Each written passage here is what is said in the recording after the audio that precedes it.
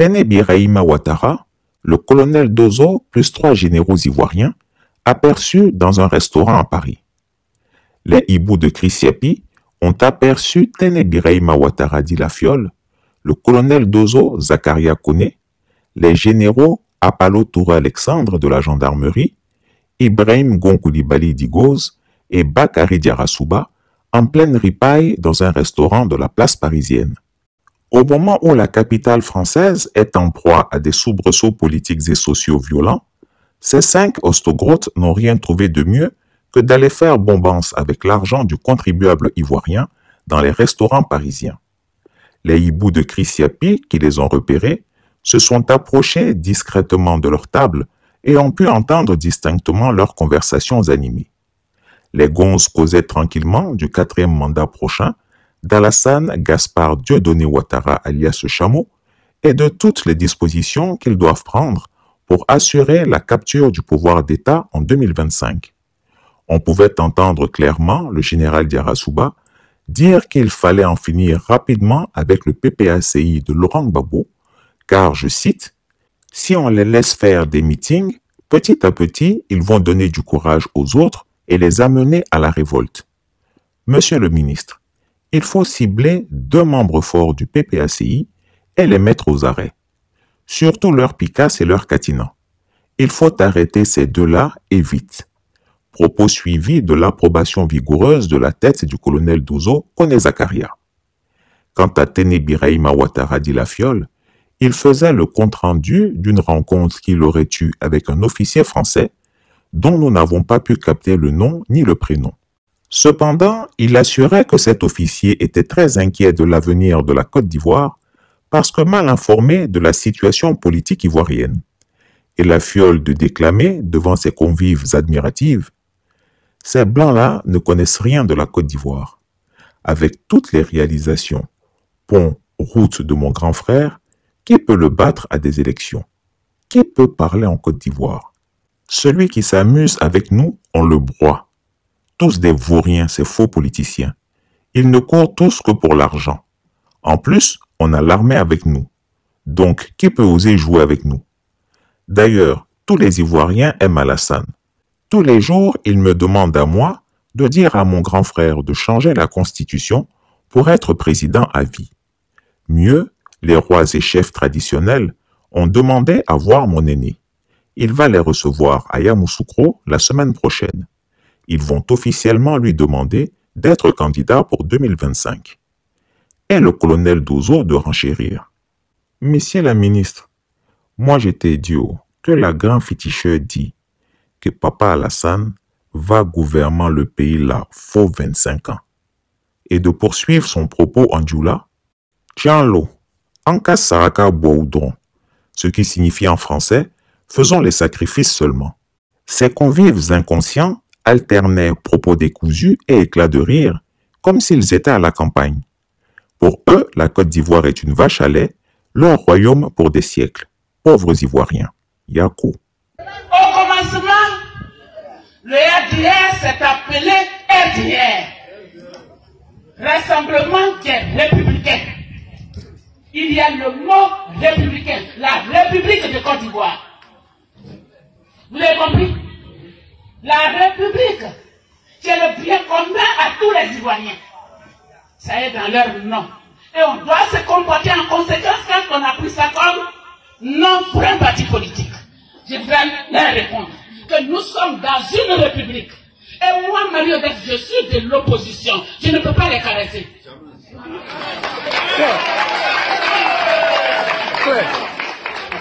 Nous avons la République.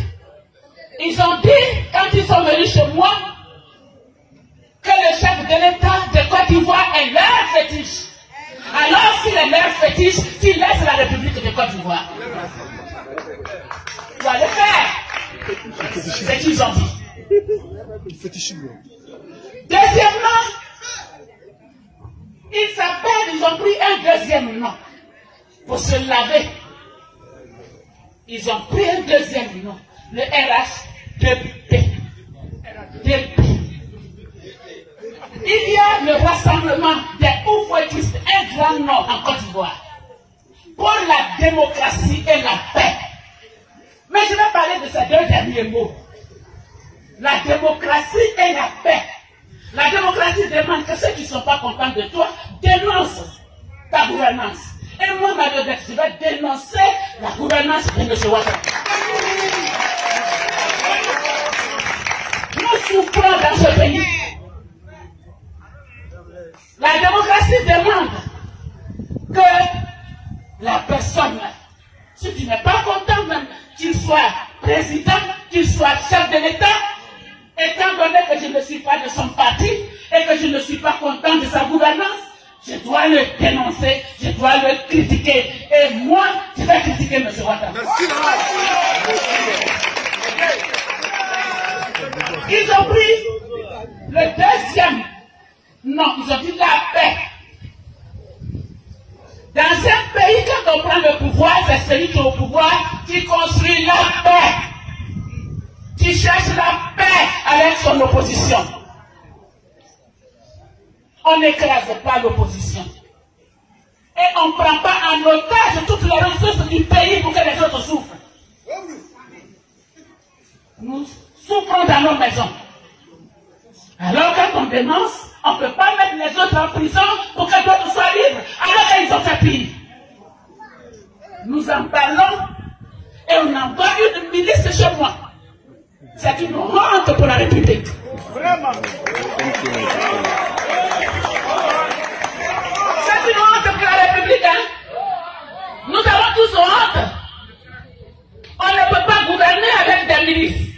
On gouverne avec un programme. Pour le bien-être de toutes les populations.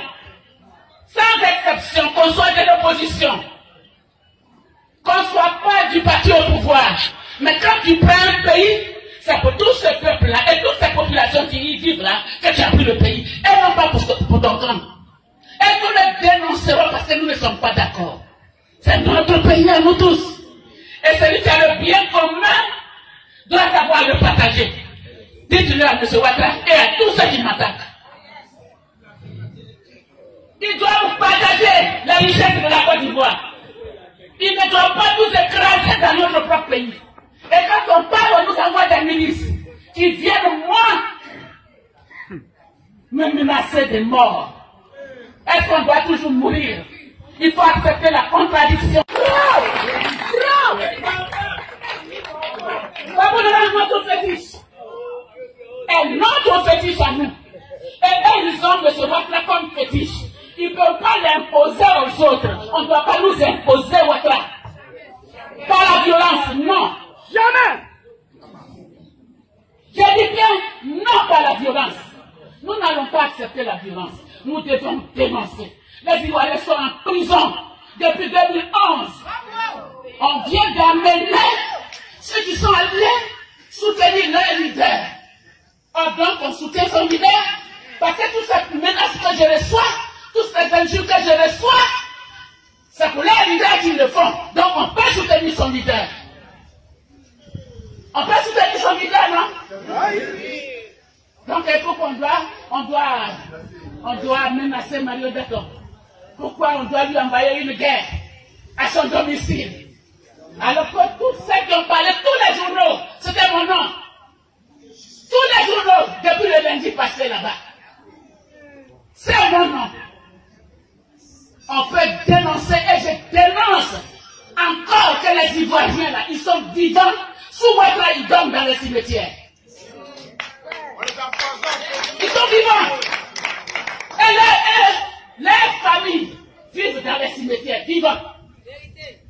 C'est dans Koumassi là qu'on a cassé toutes les maisons. Nous avons quelqu'un qui est mort sous les bâches ici. Alors, M.